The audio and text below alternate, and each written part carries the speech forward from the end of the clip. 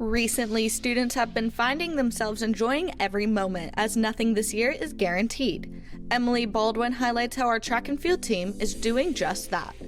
Do you want to spend your summer in Germany, Austria, or Switzerland? Madeline Wentz shares information on how you can do so later in the show. The world-famous Kilgore College Rangerette tryouts are fast approaching, and one PHS senior has been preparing for this moment for years. My experience as a Rangerette was a once-in-a-lifetime experience. There's no other team or college dance team like it. Live from Studio 301 at Prosper High School, this is Eagle Nation News. Good morning, Eagle Nation, and thank you for joining us. Today is Friday, January 29th. I'm Grace Escobel. And from 6 feet away, I'm Mithra Kama. On Wednesday, House and Senate Democrats introduced a new legislation that would make Washington, D.C. the 51st state.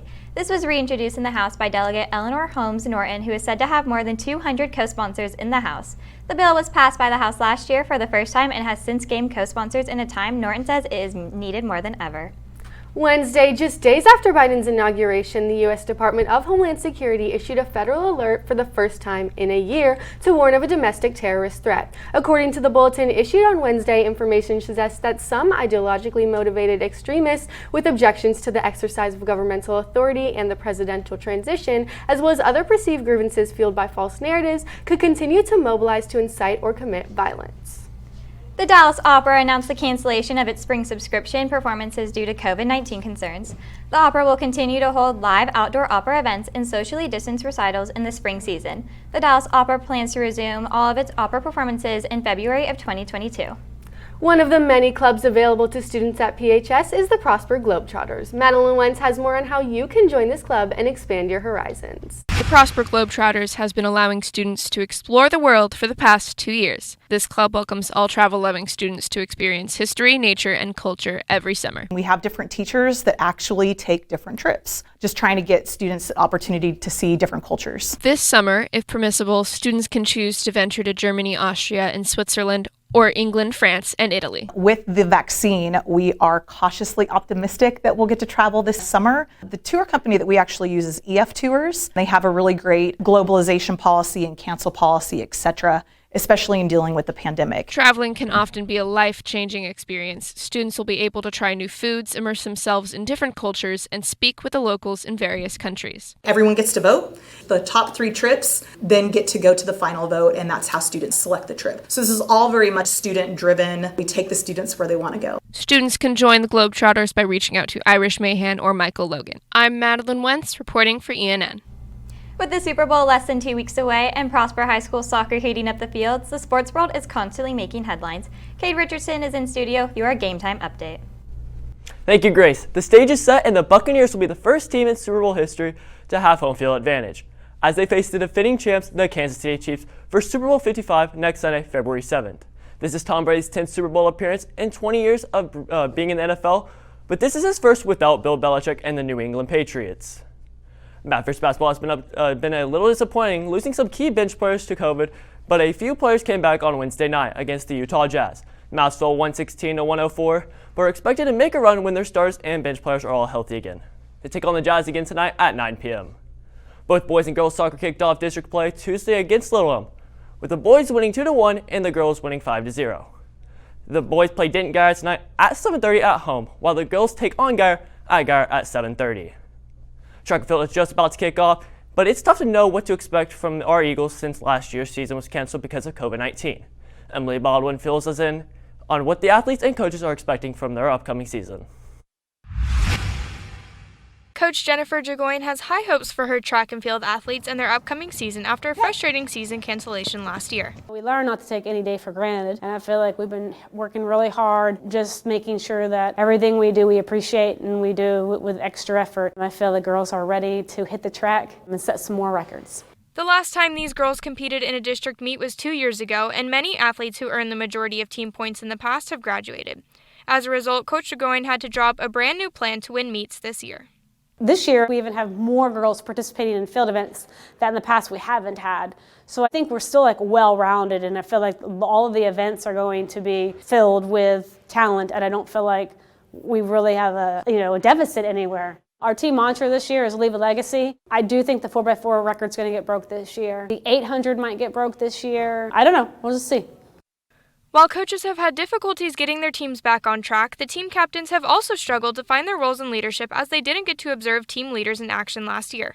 I think I just kind of went off of what I had already seen from other captains just in the past, and I just kind of had to step up and look at the girls how I know previous captains have looked at me. I definitely messed up as a freshman and a sophomore, eating the wrong things, and I was always injured and stuff, so I've been trying to teach them how to just keep a good balance. The team's first meet will be on February 4th at the McKinney Tri-Meet. Reporting for Eagle Nation News, I'm Emily Baldwin. Prosper. 9:30. When we return, we'll discover how one student is taking charge of her future as a dancer.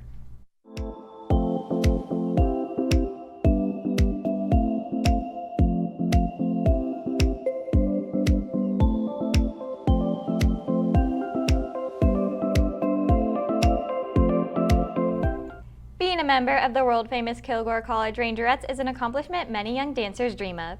Julia Bizayon highlights talent captain Zoe Dale, how she discovers preparing for the Talent tryouts, this prestigious dance team.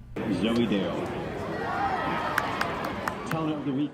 Zoe Dale, 4-year member and current captain of the Talent, has been dancing her way through life since age 2, and she has no plans to stop anytime soon, as in 6 short months, she will be trying out for the 82nd line of the Kilgore College Rangerettes. My mom wanted to be one when she was younger, but she wasn't given the opportunity to. But she's always wanted me to have the opportunity myself if I wanted to become one. So since around 5th grade, I'd go to the camps and everything to prepare myself and learn more about the organization to have more knowledge upon it. Dale has been preparing for the day that one of her directors experienced nearly 18 years ago.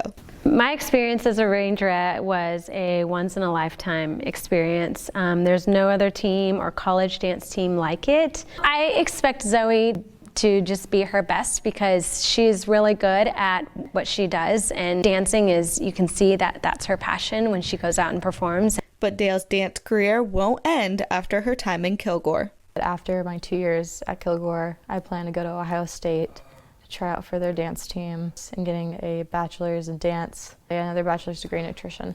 I eventually want to make my way up to New York and then try out for Rockettes. July 10th may just be another day for us, but for Dale, it's the start to her future. For Eagle Nation News, I'm Julia Bizayon. Prosper. From drill team dancing to potentially a future wedding dance, Gianna Galante is in studio with some Bachelor updates on today's Talent Talk. Thanks, Mithra. This week on The Bachelor, 5 new girls were introduced 3 weeks into the process, which stirred up the house. Michelle, a new fan favorite, and Matt hit it off in their one-on-one, but Anna and Victoria continued to be ridiculed by Bachelor Nation on TikTok. The next episode will be Monday. Tune in to see if Anna and Victoria redeem themselves.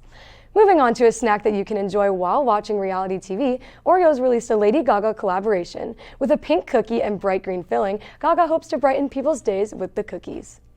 On a more somber note, it's Holocaust Remembrance Week. After this short break, we'll learn more about the significance of this horrible historical event.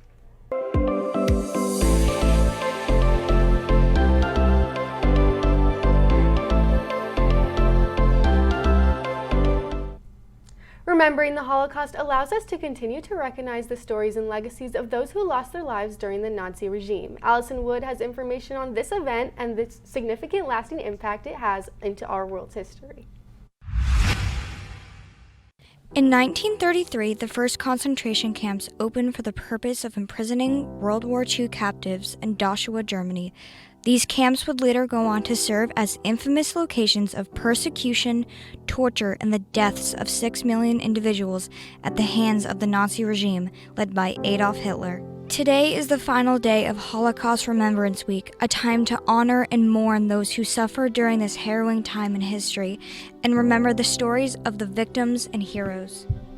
The Dallas Holocaust and Human Rights Museum has resources and educational material available and also provides its visitors with detailed accounts of survivor and victim experiences. In 1945, Auschwitz, the largest concentration camp, was liberated by the Soviet Union. This week is a time to commemorate those who lost their lives in this grim act of genocide. I'm Allison Wood, reporting for Eagle Nation News. Just a friendly reminder, course selections are due next Friday. Zach Manning is in studio with one PHS counselor with tips for students in this week's edition of The Perch.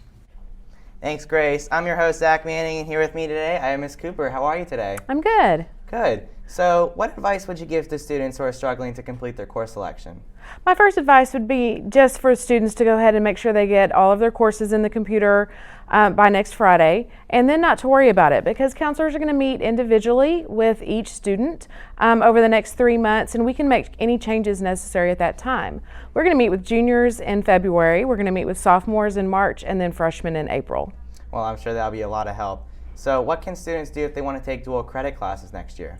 All of that information is already available. Students can go to the counselor page on the PHS website, and if they'll go to dual credit information, there is a video there that explains the process for registration as well as the permission form that needs to be turned in by March 4th. Awesome. So how can students change their schedules after already turning them in? Okay, since schedule requests are due in to Skyward next Friday on February 5th, after that they can go to a form on the counselor page and make any changes there. Awesome. Well, thank you so much for joining me. The college application and decision process has been significantly different this year. Sailor Jane McKenzie highlights how virtual tours have become a new means of exploring college campuses. College Move-In Day is right around the corner for seniors, and in most cases, Move-In Day will be the first that these seniors see their new home for the next 4 years.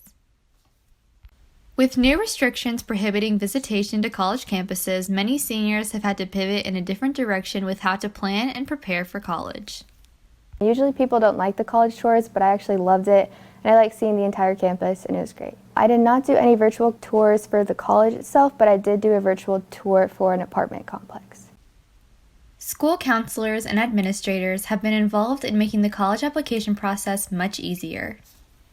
My counselor is Mr. Stroh, and he was super helpful, especially when I was deciding between colleges, because that was a big decision, and he helped me figure out what classes, especially for dual credit, that would transfer to each college that I was applying to. Sticking to an agenda, applying early, and going in with an open mind is what makes most students successful in their college journeys. My advice would be to start as early as possible and find out as much information as you can. The earlier you apply, the better. Know the colleges you want to apply for and figure out the deadlines to when they are and all the information about the application itself. Students are recommended to use guidance counselors and college advisors in this complex process. Planning and preparing for a college visit is what engages seniors in selecting their best fitting schools. Reporting for Eagle Nation News, I'm Sailor Jane McKenzie. That's all we have for you today, Eagle Nation. I'm Mithra Kama. And I'm Grace Escobar. Thanks for tuning in, and we'll see you next week.